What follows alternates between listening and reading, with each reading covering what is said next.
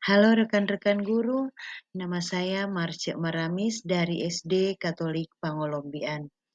Saya akan memaparkan aksi nyata saya tentang mengapa kurikulum perlu berubah.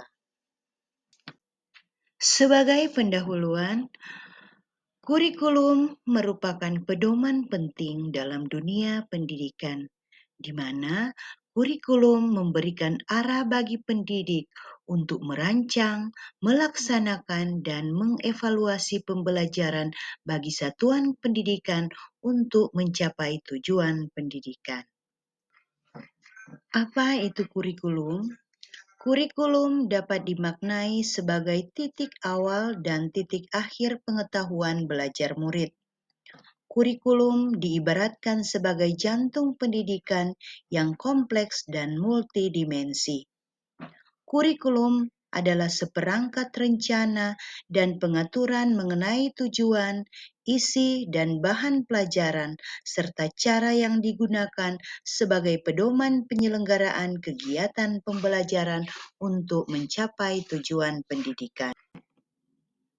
Apa peran dan fungsi kurikulum? Pertama, alat untuk mencapai tujuan pendidikan nasional.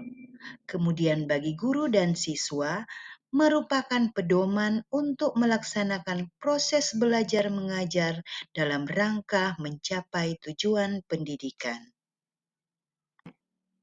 Mengapa kurikulum perlu berubah?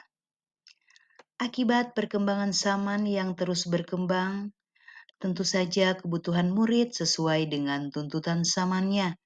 Sehingga kurikulum yang baik adalah kurikulum yang bersifat dinamis dan terus dikembangkan dan diadaptasi sesuai konteks dan karakter murid demi membangun kompetensi sesuai kebutuhan kini dan masa yang akan datang. Pilihan dan cita-cita murid saat ini sesuai dengan tuntutan zamannya.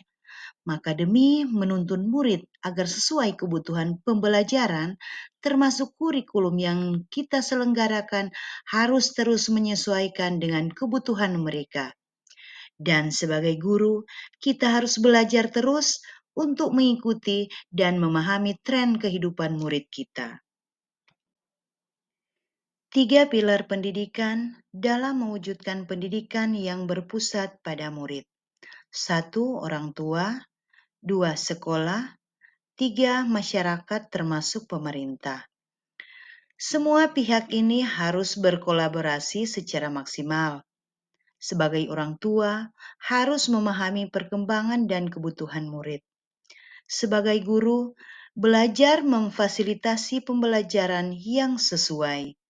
Dan sebagai pemerintah, baik pusat maupun daerah, terus mengikuti perkembangan kebutuhan murid. Mengapa kurikulum perlu diadaptasi? Konteks satuan pendidikan yang beragam membuat banyak hal tidak mudah diimplementasikan di kelas, sehingga kurikulum perlu diadaptasi di satuan pendidikan dengan memperhatikan keadaan sekitar sekolah, baik lingkungan yang berbeda maupun perubahan-perubahan yang terjadi di sekitar. Akibat keadaan yang berbeda, pencapaian hasil belajar setiap murid bisa berbeda pula.